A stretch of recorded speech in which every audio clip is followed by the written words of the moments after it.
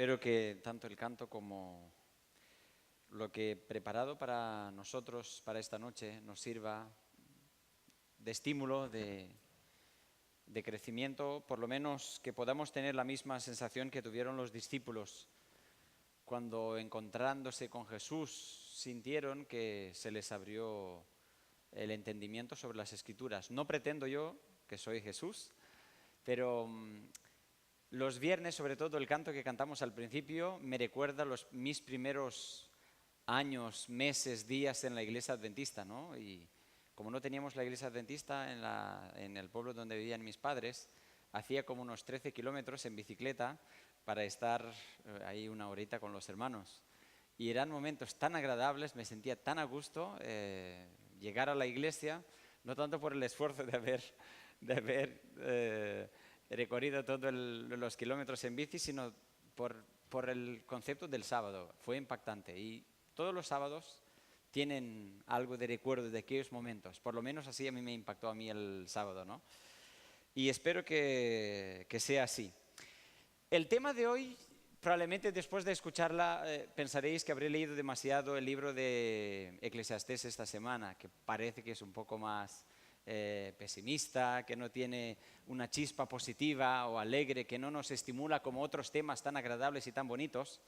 Pero creo que es un tema necesario porque me resistí a presentarlo, pero siento la necesidad de presentarlo, no tanto por algunas personas, sino pensando en nuestra iglesia, en nuestro, si puedo decir, en nuestro psíquico como un adventista, ¿no?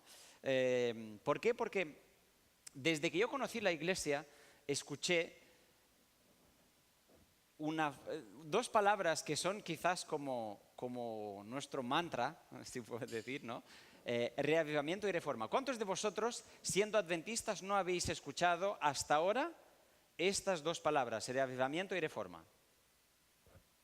No hace falta que pregunte. Hemos escuchado, cuando yo llegué me consternaba escuchar reavivamiento y reforma, pero sí, para mí el adventismo que yo conocí era lo máximo que había en aquel entonces y los hermanos seguían hablando de reavivamiento y reforma. Con el paso del tiempo me di cuenta que sí, que hay necesidad de reavivamiento y reforma. Cuanto más cuando veo esta cita que no me deja en paz y me sigue robando mi tranquilidad, dice lo siguiente, es un esquema, digamos, de lo que ella define en Manuscritos Selectos, volumen 1, página 128. Reavivamiento dice que es una renovación de la vida espiritual, reactivación de los poderes de la mente, reactivación de los poderes del corazón y una resurrección de la vida espiritual. Son palabras muy duras, muy fuertes, ¿no? Lo que nosotros de verdad como iglesia necesitamos, renovar, reactivar los poderes de la mente y del corazón y resurrección de la vida espiritual. Resurrección a mí me relaciona con lo inerte, para no decir con la muerte, ¿no? Y después reforma es una reorganización y me sigo preguntando, tengo algunas respuestas, pero me sigo preguntando porque sé que la respuesta tiene que ser más profunda. Un cambio en las ideas, un cambio en las teorías, un cambio en los hábitos, un cambio en las prácticas. ¿Creéis que de verdad queremos esto? ¿Creéis que de verdad queremos esto? Porque esto es más de lo que nos podemos imaginar. Por esto creo que no es tan fácil experimentar reavivamiento y reforma. Recuerdo hace unos años estaba en una iglesia, no quiero dar ningún nombre, y se hizo como un programa a nivel de unión de reavivamiento y reforma. Y el programa consistía, pues bueno, en algunas reuniones de sábado tarde que nos reuníamos, se leía algo, cantábamos más de lo habitual, hacíamos un poco más de oraciones, en lugar de 2 oraciones, una al principio y una al final, una al principio, una después de 15 minutos, otra después de otros 15 minutos, otra después de otros 15 minutos y concluíamos con una oración. Ya hicimos 4 oraciones esta vez. Sin embargo, ya han pasado muchos años y seguimos hablando de reavivamiento y reforma. Por esto digo que no creo que sea tan fácil experimentar el reavivamiento y la reforma, no porque sea imposible, sino porque creo que en realidad, y ahí es donde probablemente me diréis, habrás leído mucho el libro de Eclesiastés, sino porque creo que en realidad no queremos reavivarnos y creo que nos gustan las cosas tal como están. Queremos hacer cambios, hablamos de cambios, yo hablo de cambios, yo quiero hacer cambios, ahora hablo de mí, no estoy mostrando a nadie, ¿vale? Pero quizá nos sentimos mucho más cómodos con los cambios de superficie y con aquellos cambios que no tocan nuestro confort teológico, ideológico, denominacional. Por eso, en esta noche, para que sea más llevadero y más fácil, os voy a presentar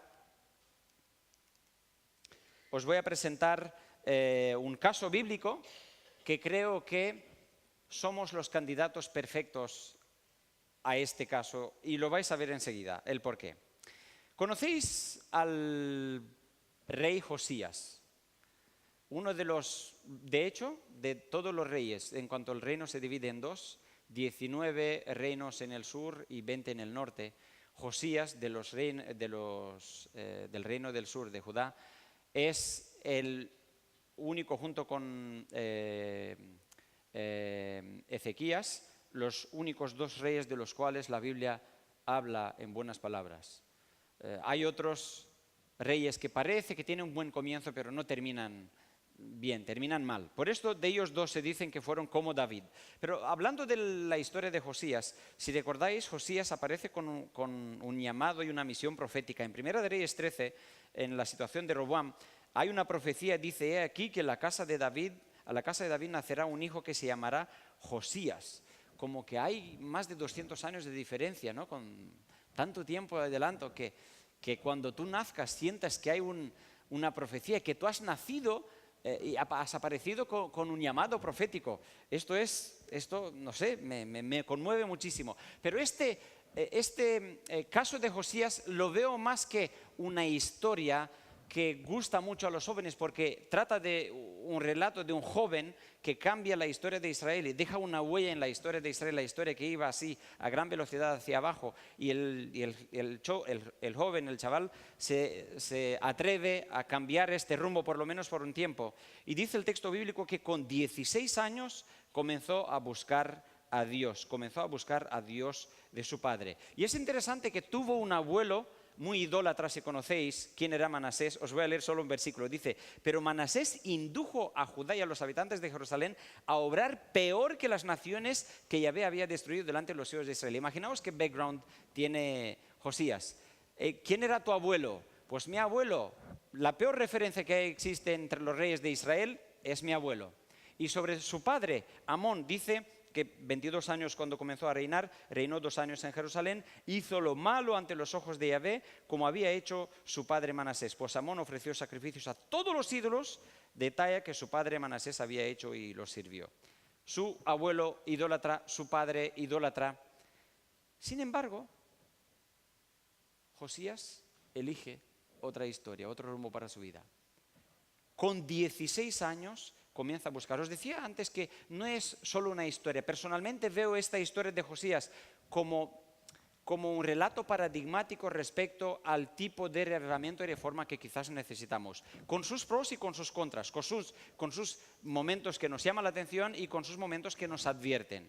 Por esto, creo que los cambios que en nuestra iglesia se pueden dar, los pueden dar los jóvenes. 16 años comenzó a buscar a Dios.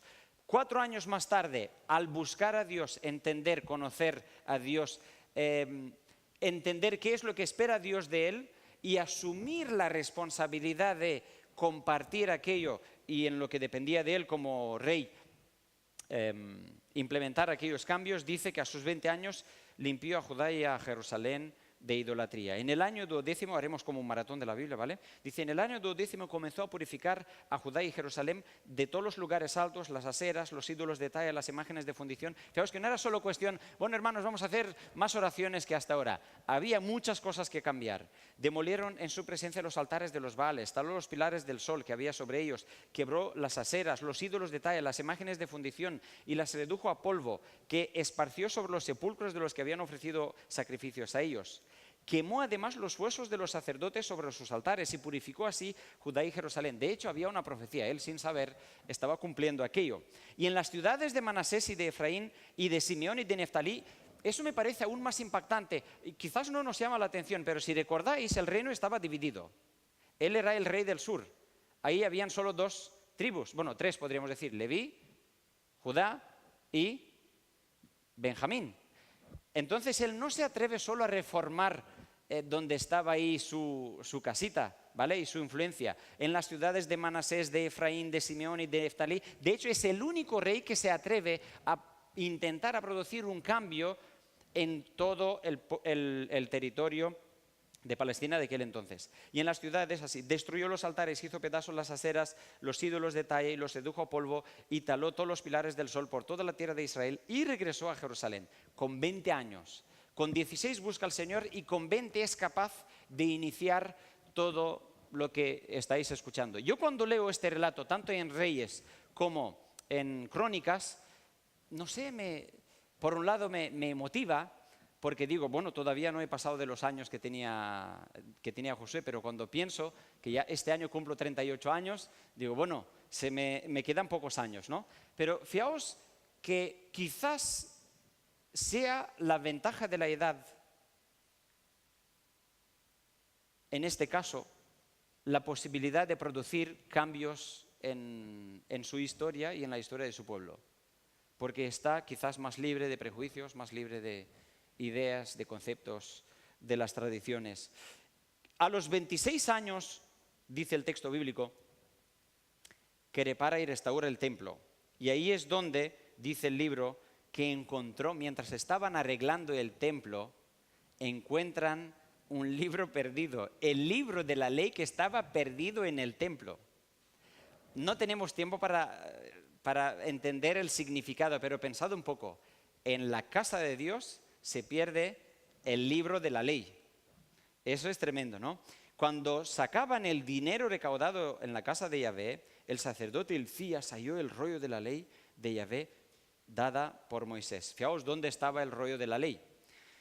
E Hilcías habló al escriba Safán diciendo, he hallado el rollo de la ley en la casa de Yahvé. E Hilcías dio el rollo a Safán y Safán llevó el rollo al rey. Y además informó al rey del asunto diciendo, tus siervos han hecho todo lo que ha sido encargado y han contado el dinero que había en la casa de Yahvé y lo han entregado en mano de los encargados, en mano de los obreros.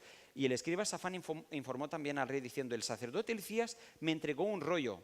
Y Safán leyó en él delante del rey. Y aconteció que cuando el rey escuchó las palabras de la ley, rasgó sus vestiduras, porque se dio cuenta de que el modelo que ellos tenían para su espiritualidad no era el mismo modelo que estaba reflejado en la palabra de Dios. Es interesante que los datos arqueológicos confirman la amplia reforma del tiempo de Josías.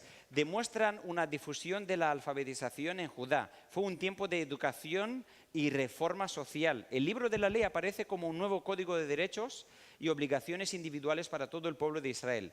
Y sirvió de fundamento para un código social universal y un sistema de valores comunitarios. Fijaos que es una reforma, una pequeña reforma, digamos, que comienza a nivel espiritual, pero que produce cambios en todos los niveles, a nivel educativo, a nivel social, a nivel cultural, a nivel relacional, a nivel económico, en todos los niveles.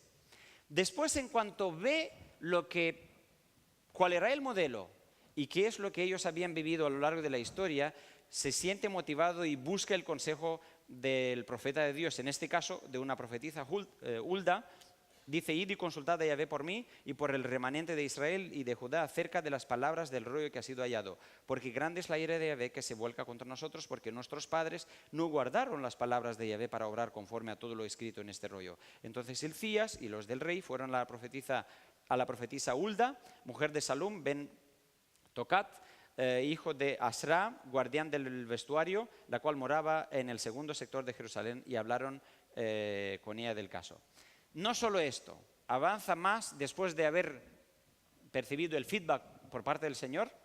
Dice el texto bíblico que él intenta renovar el pacto con Dios. No solo él, dice, y subió el rey a la casa de Yahvé con todos los hombres de Judá, con los habitantes de Jerusalén, con los sacerdotes, con los levitas, con todo el pueblo, todos encumbrados como humildes leyó a oídos de ellos todas las palabras del rollo del pacto que había sido hallado en la casa de Yahvé. Y el rey se puso en pie en su sitio e hizo un pacto ante el Señor de andar en pos de Yahvé y guardar sus mandamientos, sus testimonios, sus estatutos, de todo su corazón y con toda su alma, y poner por obra las palabras del pacto escritas en el rollo. E hizo que se obligara a ellos todos los que hallaban en Jerusalén y en Benjamín. Y los habitantes de Jerusalén obraron conforme al pacto de Dios, del Dios de su padre. Y Josías quitó todas las abominaciones de todas las tierras que pertenecían a los hijos de Israel, e hizo que todos los que se hallaban en Israel sirvieran a Yahvé su Dios, y todos sus días no se apartaron de seguir a Yahvé y de Dios su Padre. Solo un pequeño relato. El relato de Josías nos daría como para una semana de oración, ya que acabamos de tenerla. Pero esto me parece muy significativo, porque muchas veces se espera quizás que el cambio en la iglesia o el reavivamiento en la reforma empiece con los miembros, y cuando los miembros van a cambiar, va a cambiar todo. El texto dice que es al revés, que esto tendría que comenzar con nosotros, con los que somos, digamos, o por lo menos o nos gusta o no nos gusta, pero nos ha tocado ser líderes o hacer de líderes en la iglesia. Es muy importante el ejemplo que se da. Después, al profundizar el texto bíblico, el rollo de la ley, se dan cuenta de la importancia de la Pascua. Y dice, y no se había observado una Pascua como esa en Israel desde los días del profeta Samuel, y ninguno de los reyes de Israel había hecho una Pascua como la que hizo Josías con los sacerdotes y los levitas y todos los de Judá e Israel que estaban presentes junto con los habitantes de Jerusalén. En Crónicas, el libro de Reyes dice, no hubo ningún rey como él antes de él, que se convirtiera a Yahvé con todo su corazón, con toda su alma y con toda su fuerza, conforme a toda la ley de Moisés, ni tampoco se levantó otro igual después de él. A mí me gustaría que en la Biblia, si yo fuera un personaje de la Biblia, que dijera esto de mí, ¿no? Que fuera una persona que empezó con pocos años, nombrado con 8 años, con 16 ya decidió, no, yo voy a dejar todo atrás, me voy a enfocar en lo que Dios quiere de mí. Quiero hacer la voluntad de Dios. Aunque mi padre fue un idólatra, mi abuelo tampoco, mi abuelo también, yo quiero hacer las cosas de manera diferente. Con 20 años, tal como vimos, hace reforma en Judá, en Jerusalén, y también se extiende en territorios que no le pertenecía a él. Pero por su influencia convence a mucha gente que haga lo mismo. Después, con 26 restaura el templo, redescubre el libro de la ley, busca consejos de los profetas, celebra la Pascua. Una persona impecable en el relato bíblico. Sin embargo, a los 39 años ocurre algo. Vamos a ver qué dice el texto. Se ve pequeñito, pero bueno, igual lo veis. Dice, después de todas estas cosas, cuando Josías hubo reparado la casa, Necao, rey de Egipto, subió para combatir en Carquemis junto a Éufrates. Y Josías salió a su encuentro. No salió a felicitarlo y decir, qué bien, ven aquí a darte un abrazo. Entonces él le envió mensajeros, se refiere a Necao, diciendo, ¿qué tengo que ver contigo, rey de Judá? No vengo contra ti hoy, sino contra la casa con la que estoy en guerra. Y Elohim ha dicho que me apresure. Deja de oponerte a Elohim, que está conmigo, para que él no te destruya. Pero Josías no quiso volverse, sino que se disfrazó para luchar contra él. Y el escritor del libro de Crónicas dice, no atendiendo a las palabras de Necao, aquí pone dictadas por Dios, y fue a combatir en el valle de Megido. Y los arqueros atacaron al rey Josías y lo mataron. Estos textos parece que no cuadran, ¿verdad? No cuadran con todo lo que habíamos estudiado sobre Josías hasta ahora.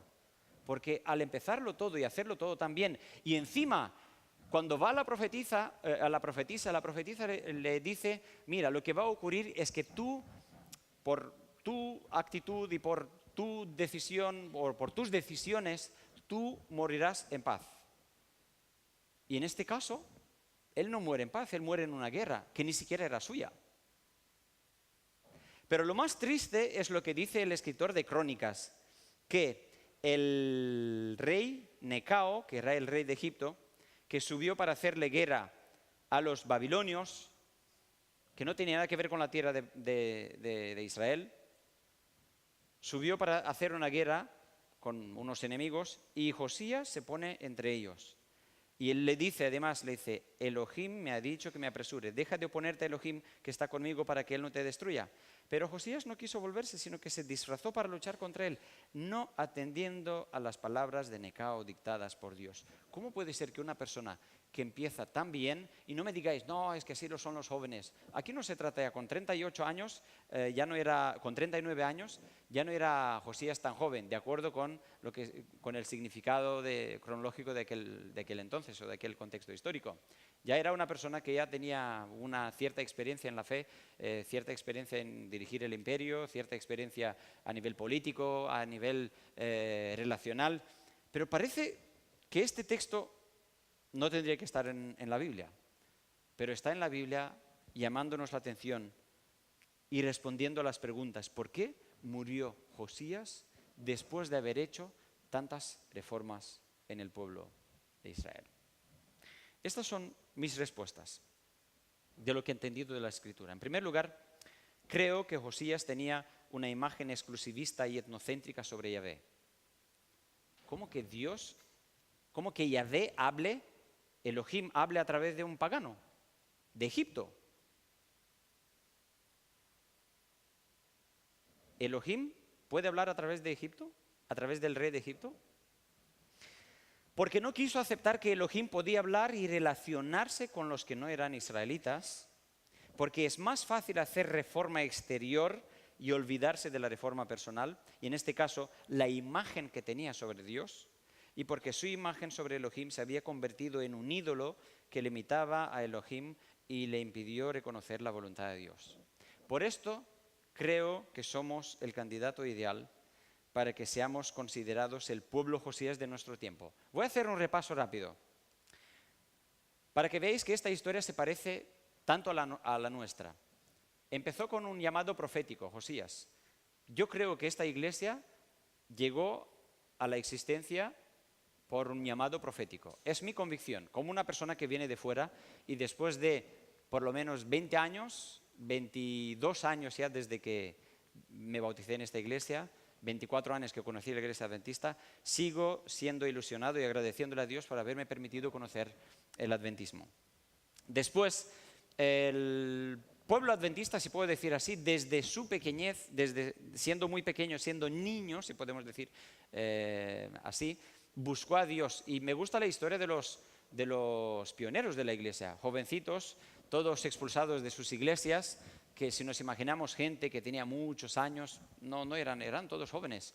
Solo pensad en quién era Ellen White para que os hagáis una idea. Y ellos dicen, bueno, vamos a ver, ya que no nos reciben en nuestras iglesias donde habíamos venido, vamos a ver qué es lo que nos dice la Biblia y qué es lo que hemos de hacer. Así nace el interés de los adventistas por el estudio de la Biblia. Después, como Josías, el pueblo adventista procuró limpiar sus doctrinas y su vida espiritual de todo aquello que eran ídolos, ¿no? Y a medida que ellos estudiaban y entendían el significado de la palabra de Dios, dejaban atrás cosas que habían heredado históricamente. En cuanto leyeron, aunque tuvieron sus luchas, pero en cuanto leyeron que la palabra de Dios a través de Rachel Oakes se les dio la posibilidad de entender el concepto del sábado, tuvieron sus luchas, sus debates, pero lo aceptaron. Y así progresivamente con muchas doctrinas. Lo podéis comprobar vosotros en vuestros estudios. El concepto de iglesia, intentando hacer un concepto de iglesia lo más parecido a la iglesia apostólica. Podemos decir también como Josías que redescubrió el libro de la ley, redescubrió la importancia de la ley de Dios, de los 10 mandamientos, el significado de los 10 mandamientos. También podemos añadir aquí que como iglesia descubrimos el concepto de sola escritura y tota escritura. Por esto guardamos o celebramos el sábado, mejor dicho. Creo y estoy convencido y es evidente que Dios dirigió nuestra iglesia a través del don de Ellen White. Ella recibió un llamado y Dios la utilizó para ayudar a las personas que formaban esta iglesia en sus comienzos, para que siguiera el camino más correcto hacia el Señor. Renovaron el pacto con el Señor. En un contexto donde la tradición protestante tiene su peso, decidir ir en contra, esto tiene mérito. sola escritura y toda escritura. Evangelizar el mundo. Solo leer un poquito los comienzos de la Iglesia Adventista para que veáis cómo jóvenes de la Iglesia con un poco más de 20 años decidieron dejarlo todo e ir por distintos lugares del mundo para predicar el Evangelio, conocer, evangelizar Europa, evangelizar Australia, evangelizar Asia, etcétera, etcétera. Después, la importancia de los principios de salud como parte del pacto del Señor. Sobre todo, redescubrir el ministerio sacerdotal de Jesús. Entender la importancia de la encarnación, de la vida, de la muerte, de la resurrección, de la ascensión y del ministerio de Jesús en el cielo a favor de los creyentes. Eso es lo que llevó y condujo a los pioneros, a la Iglesia, hacia la comprensión de la justificación por la fe. Por esto hablamos mucho sobre la importancia del avivamiento y reforma. Y podría parafrasear como leí antes, 2 de Reyes 23, 25. No hubo ningún movimiento espiritual cristiano como el adventismo, que se convirtiera a Yahvé con todo su corazón, con toda su alma y con toda su fuerza, conforme a toda la ley de Moisés, ni tampoco se levantó otro igual después de él. Creo que parafrasear este versículo cuadra perfectamente con nuestra historia. Y no lo digo con orgullo, lo digo teniendo esta perspectiva histórica hasta este momento. Sin embargo, queda en aire la pregunta, ¿será que repetiremos la historia de Josías? ¿Será que repetiremos la historia de Josías? ¿Es posible que tengamos una imagen etnocéntrica, denominacionalista y exclusivista sobre Yahvé?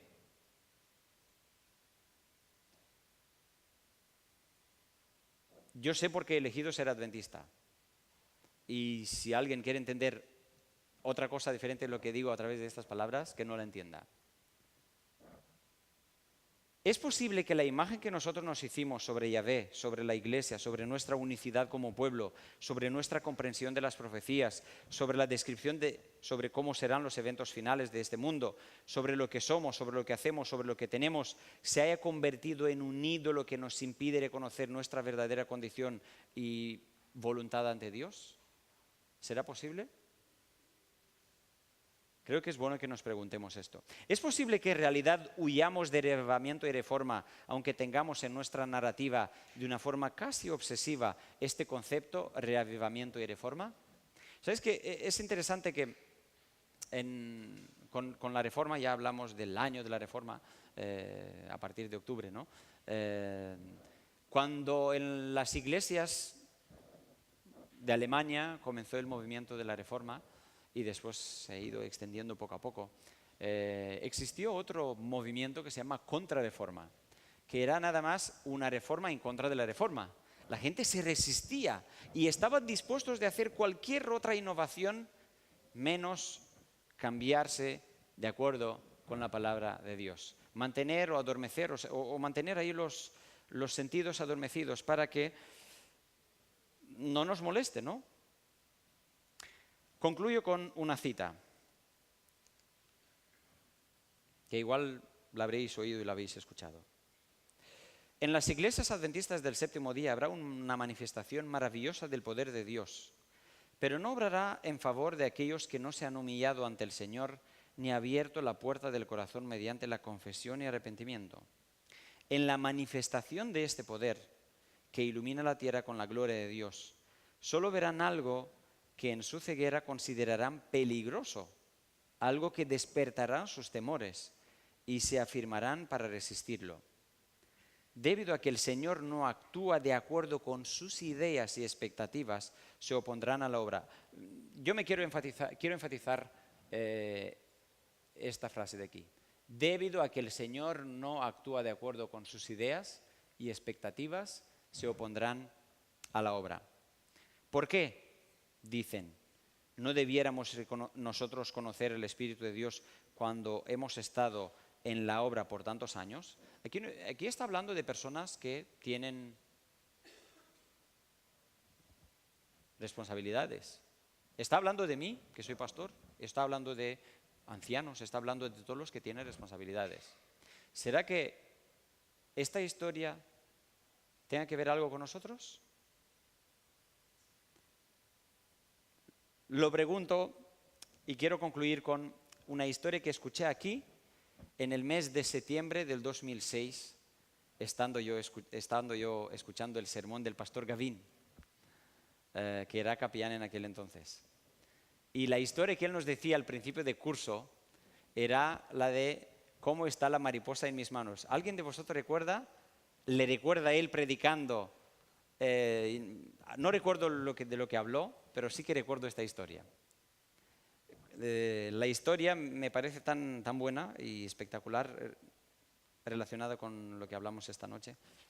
Dice que había un padre que tenía 2 hijas muy inquietas y como ya tenían unos 10 añitos, la edad de mi hija, pues las hijas intentaban, ¿sabéis cómo son los niños que tienen inquietud y preocupación, quieren entenderlo todo? Y un día le dicen, papá, ¿hay alguna persona que sepa todas las respuestas que nosotros le podamos, a las preguntas que nosotros le podamos poner? Y el padre dice, bueno, pues no sé, a lo mejor sí, a lo mejor el ancianito que tenemos que vive ahí en la montaña, él tendrá respuesta a todas las preguntas. Y un día las chicas dicen, bueno, papá, ¿cuándo podemos ir al ancianito para que nosotras le preguntemos y que él nos responda? Y a ver si hay alguna pregunta a la cual él no sepa responder. Y el padre, bueno, pues se decide con ellas, llevarlas un día. Y llega el día, pero las chicas habían preparado una trampa. Y ellas han decidido preguntarle al ancianito. La trampa era la siguiente, dicen, bueno, vamos a atrapar una mariposa y la tendremos en nuestras palmas. Y la tendremos atrás para que él no vea. Y le preguntamos, en primer lugar, si la mariposa está viva o muerta en nuestras manos. Y él si dice que está viva, sin que se vea, nosotros la matamos y decimos, está muerta. Y si él dice que está muerta, nosotros abriremos las manos y decimos, está viva. Así que el anciano seguro que no tiene respuesta a esta pregunta. Llegó el día y delante del ancianito, con la respuesta, tenemos una pregunta, abuelito, para ti. Y el abuelito, bueno, ¿cuál es vuestra pregunta? Abuelito, ¿la mariposa que tenemos en nuestras manos está viva o muerta? ¿Cómo está la mariposa en nuestras manos? Y el abuelito respondió, sonriendo, si la queréis viva, será viva. Si la queréis muerta, será muerta. Las chicas no se esperaron a esta respuesta, porque ellas habían preparado su actuación, pero el abuelito les sorprendió. Creo que el adventismo está en nuestras manos. Y creo que ahora, pensando a lo grande, ¿qué es el adventismo? Ahora pensando en nuestra iglesia, la iglesia del campus, que la formamos nosotros, jóvenes, niños, adultos, padres, abuelos, todos los que formamos esta iglesia. Esta iglesia está en nuestras manos. Y también creo que la historia de Josías, la nuestra, está en nuestras manos. Puede terminar de otra forma. Creo que terminará de otra forma. Porque cuando conocemos un poco a los que nos siguen, a los más jóvenes, vemos en su narrativa deseo de honestidad, deseo de coherencia, deseo de dejar de hacer cosas solo por hacerlas, deseo de tirar todo aquello que nos sirve, deseo de renovar, deseo de eliminar ídolos, que con el paso del tiempo se convirtieron en ídolos sin darnos cuenta que adoramos estos ídolos. Y quieren una espiritualidad más orgánica. Estos son razones para orar durante este año. Y os propongo que oremos seriamente por esto. Porque nuestra iglesia, la del CEAS, necesita que estos Josías se levanten y que puedan llevar adelante el trabajo que hemos llevado nosotros hasta aquí. Este es el llamado que nos hace el Señor. Así que dejamos este relato aquí, recordando las palabras del abuelito. La iglesia del CEAS está en nuestras manos. Si la queremos viva, será viva. Si la queremos muerta, será muerta. Todo depende de nosotros. Yo sé que la queremos viva y que el Señor y que no nos opongamos a la obra del Señor para que nuestra iglesia sea viva. A continuación, mientras hay alguna interpretación musical, los diáconos pasarán la ofrenda.